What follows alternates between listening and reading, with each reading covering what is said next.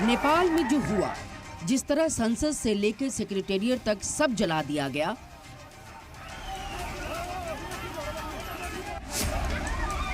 ये सब रिबेलियन की वजह जेनजी का गुस्सा था। और जेनजी के गुस्से की वजह सिर्फ सोशल मीडिया नहीं बल्कि इससे कहीं और बढ़ी थी। और इसकी वजह समझने के लिए ये दो तस्वीरें देखिए।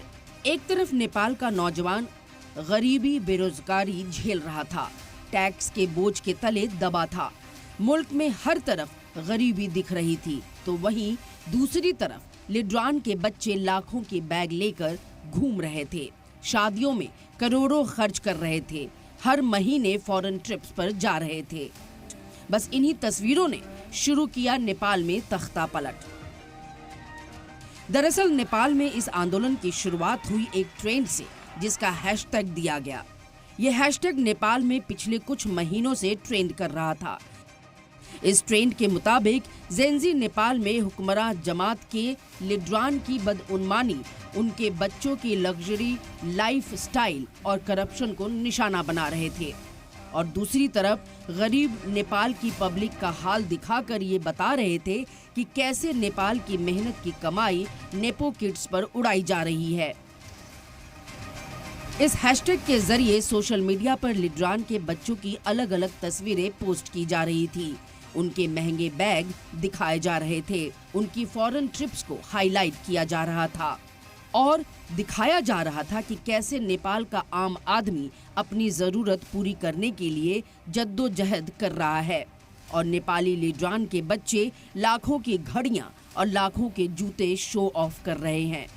नेपाली लिड्रान के बच्चों की बैरूने मुल्क में लग्जरी लाइफ की तस्वीरें पोस्ट कर सोशल मीडिया पर जेनजी ये बार बार ये सवाल पूछ रही थी कि ये पैसा आया कहां से। इसका जवाब भी जेनजी ही बता रही थी कि पैसा भ्रष्टाचार से आया। इसके लिए बकायदा मीम्स वाले वीडियो भी बन रहे थे।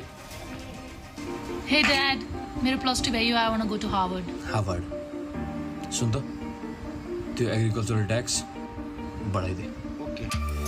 ऐसा ही एक वीडियो ये भी था। इसमें साबिक पीएम देवबा की बहू की फॉरेन ट्रिप्स को दिखाया गया, तो वहीं नेपाल के वजीर कानून के बेटे सौगत थापा की लग्जरी लाइफ दिखाई गई थी और बताया गया कि कैसे वो महंगी गाड़ियों में घूमते हैं और महंगी घड़ियां पहन रहे हैं। इसके अलावा साबिक पीएम प्रचंडा की पोती की भी फोटो पोस्ट की गई, जो कि लाखों के बैग लेकर घूमती थी। इन्हीं वीडियोस को देखकर ही जेनजी भड़क उठा।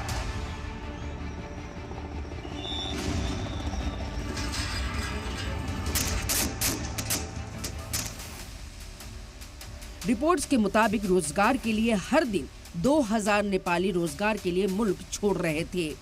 वहीं नेपाली लिड्रान के बच्चे सैर सपाटे और बेहतर लाइफ स्टाइल के लिए विदेश जा रहे थे। नेपाल के 10 लाख से ज्यादा शहरी अरब ममालिक में नौकरी के लिए गए, वहीं लिड्रान के बच्चे एंटरटेनमेंट के लिए फॉरेन ट्रिप पे गए।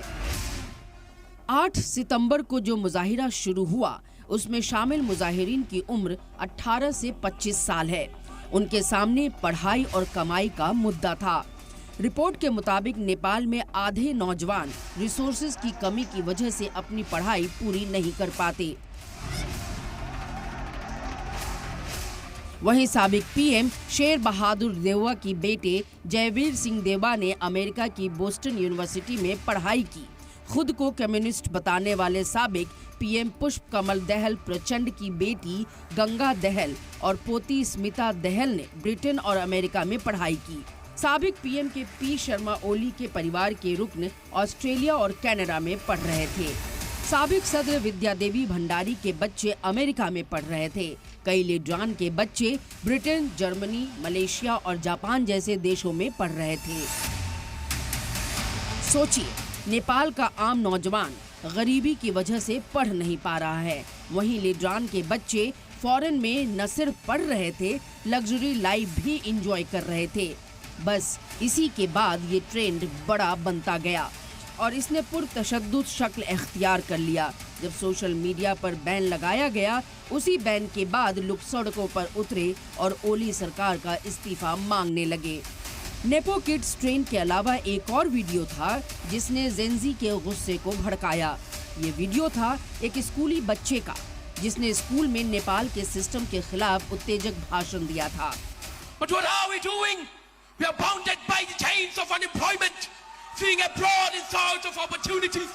We are trapped by the selfish games of political parties. Corruption has woven a web that is extinguishing the light of our futures.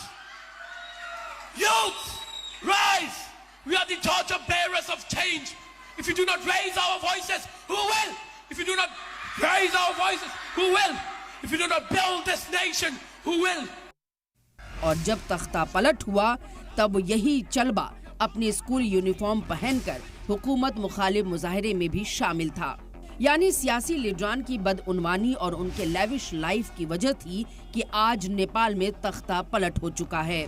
कुछ ही घंटों के मुजाहिरा ने नेपाल का वो हाल कर दिया कि जो किसी ने कभी सोचा नहीं होगा और आखिरकार नेपाल की सरकार को पब्लिक के आगे झुककर हार माननी ही पड़ी। ब्यूरो रिपोर्ट, सलाम टीवी।